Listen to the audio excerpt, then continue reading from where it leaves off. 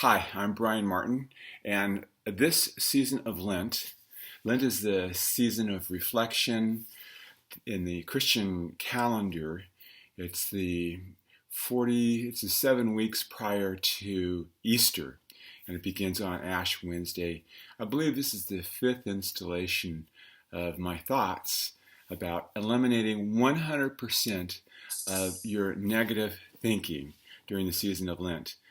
Some people give up meat, some people give up chocolate, some people give up alcohol. What I've decided to do is to give up negative thinking, 100% of it. And I'm here to tell you that that's a super challenge. Yesterday was a very, very challenging way in my thought life, and I was constantly attending to my thinking. And it's a great exercise. Yesterday I gave you some examples I gave you an example of why it's so important to eliminate the negative thinking from your life. It's because it's a distraction and it keeps you from doing what you're supposed to be doing in the world. And what you're supposed to be doing in the world is helping and loving other people, helping yourself and helping other people also.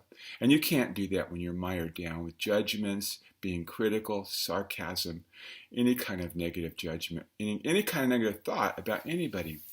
And today, what I wanted to tell you about is what mindset is necessary to have a loving mindset. What kind of thoughts are necessary? What is the foundation of it? And this is really a different way of thinking than what most people think about humanity. So I'm going to share this with you, and I hope that will give you some insights into how we should respond and why we should respond in a loving way to ourselves and to everybody around us. It's because of this one fact, and that is your life, our human life it's what I call a freaking miracle of astronomical proportions. And what I mean by that is consider the odds of your existence in the world today. And when you start thinking about the fact that the Earth would end up in a particular place in the universe, excuse me, that would support life, and we can't find anywhere else in the universe like this. When you think of the odds of that happening, that's mind-blowing. Just to think that there would be a green planet, there'd be a green planet that could support life, and that life would grow here. That's just a crazy, phenomenal experience. It's a fact. It's just something we have to come to grips with. It is a fact that it's miraculous. You may not be comfortable calling it a miracle, but it's miraculous. It is a miracle that there's life on this planet. Secondly, consider the odds that you would come into being.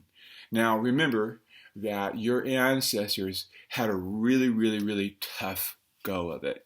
And the very fact that their DNA was passed down through time and history and ended up in you, God, they were survivors, and they were able. There were hundreds, millions, perhaps billions of people that did not survive and were not able to pass their DNA into the future.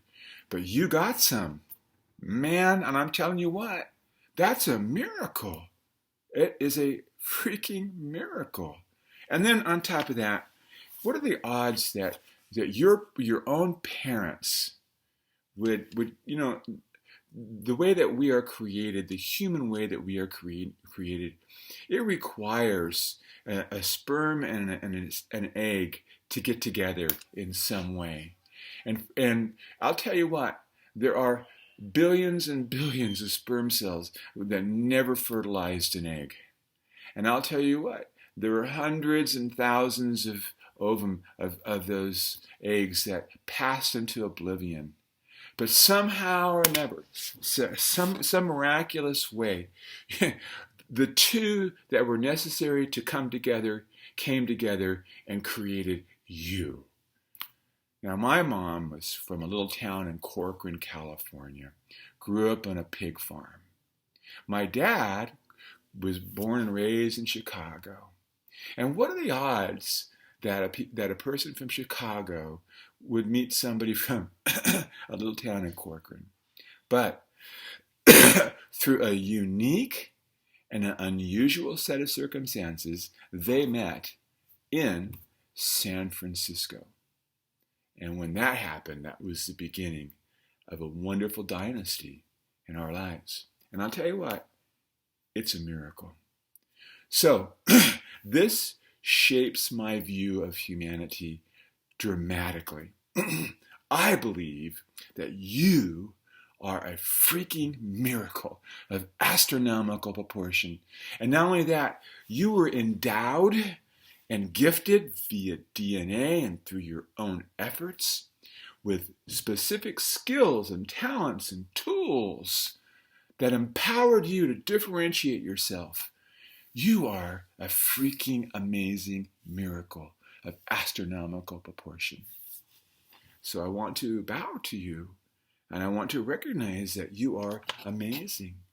You are a loving machine. It's built inside of you. And you were called by the universe or by God to be a loving and a kind person.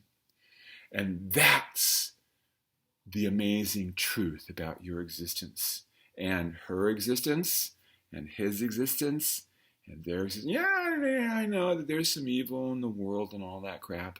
But you know what? People are amazing miracles. They're loving human beings. And that's why we need to think the best about them. So for my Lenten discipline, I've decided that what's really important for me is to eliminate all those distractions from my life that keep me from being the loving person that I was born to be by a miraculous set of circumstances. And I'm going to use this wonderful gift of life. God knows how precious this is.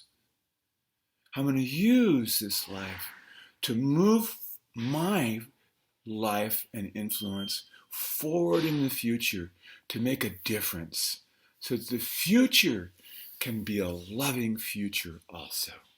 I'm Brian Martin, and this season of Lent, I'm giving up negative thinking because it's a distraction and I need to be loving people more. God bless you. Thanks for listening. Leave a comment. Say hello. Have a great day. Bye-bye.